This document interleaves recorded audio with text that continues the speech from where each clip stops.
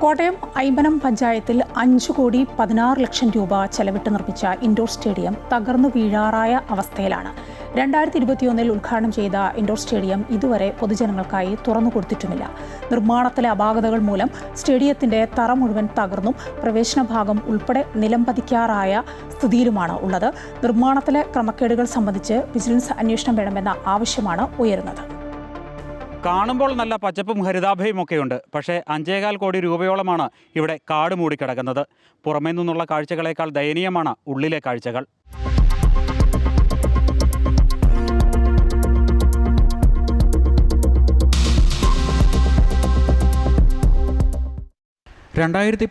ഫെബ്രുവരിയിൽ നിർമ്മാണം ആരംഭിച്ച് 2021 ഉദ്ഘാടനം ചെയ്തതാണ് ഐമനത്തെ ഇൻഡോർ സ്റ്റേഡിയം.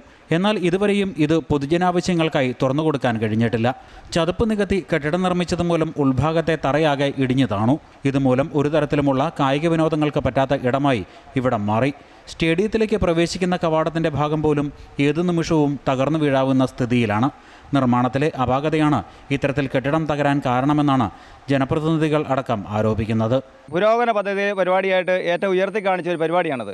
പക്ഷേ ഇപ്പം നമ്മൾ നമുക്ക് നോക്കേണ്ടത് അത് ഉദ്ഘാടനം കഴിഞ്ഞപ്പോൾ തന്നെ അതിൻ്റെ ഉൾഭാഗം തന്നെ ഇടിഞ്ഞ് താഴെ വന്നിരിക്കുന്നു. അതുപോലെ തന്നെ അതിൻ്റെ ഫ്രണ്ടിലെ തൂണുകൾ ഒരു നിൽക്കുന്ന അവസ്ഥ കണ്ടു കഴിഞ്ഞാൽ ഏത് രീതി നോക്കിയാലും അപകടത്തിൻ്റെ വക്കിലെത്തി നിൽക്കുകയാണ്. നമുക്കൊരാൾക്ക് പോലും അതിനകത്ത് ആ സ്റ്റേഡിയത്തിനകത്ത് കയറാൻ പറ്റിയ അന്തരീക്ഷമല്ല, അപകടാവസ്ഥയാണ്.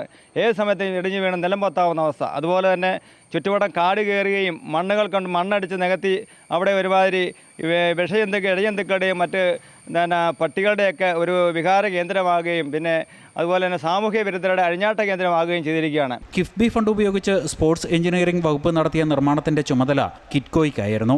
5.16 കോടി രൂപ മുടക്കി നിർമ്മിച്ച കെട്ടിടത്തിൻ്റെ അറ്റകുറ്റപ്പണികൾക്കായി 4.29 കോടി രൂപയും വകയിരുത്തി. പൊതുപ്രവർത്തകർ വിജിലൻസിൽ പരാതി നൽകിയെങ്കിലും അന്വേഷണം എങ്ങുമെത്തിയില്ല.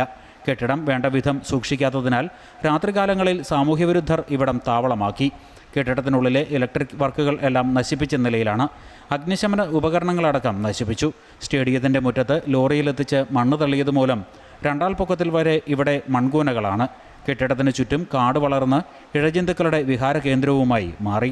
ചതുപ്പ് നിലത്ത് നടത്തിയ അശാസ്ത്രീയ നിർമ്മാണം ഒരു വശത്ത്, അതോടൊപ്പം തന്നെ സാമൂഹ്യവിരുദ്ധർ തങ്ങളാൽ കഴിയുന്ന വിധം ഇവിടെയുള്ള സാധന സാമഗ്രികൾ നശിപ്പിക്കുകയും ചെയ്തിട്ടുണ്ട്. വിജിലൻസ് അന്വേഷണം എന്ന ആവശ്യം വീണ്ടും ഉയർന്നു വരുമ്പോഴും ഈ ചെലവഴിച്ച കോടികൾ എങ്ങനെ തിരിച്ചു പിടിക്കുമെന്നുള്ള ഒരു ചോദ്യം ഇനി അവശേഷിക്കുകയാണ്. ഐമനത്തു നിന്നും ക്യാമറമാൻ ജിത്തുകൃഷ്ണനൊപ്പം പ്രശാന്ത് ജോസഫ്, അമൃത ന്യൂസ്.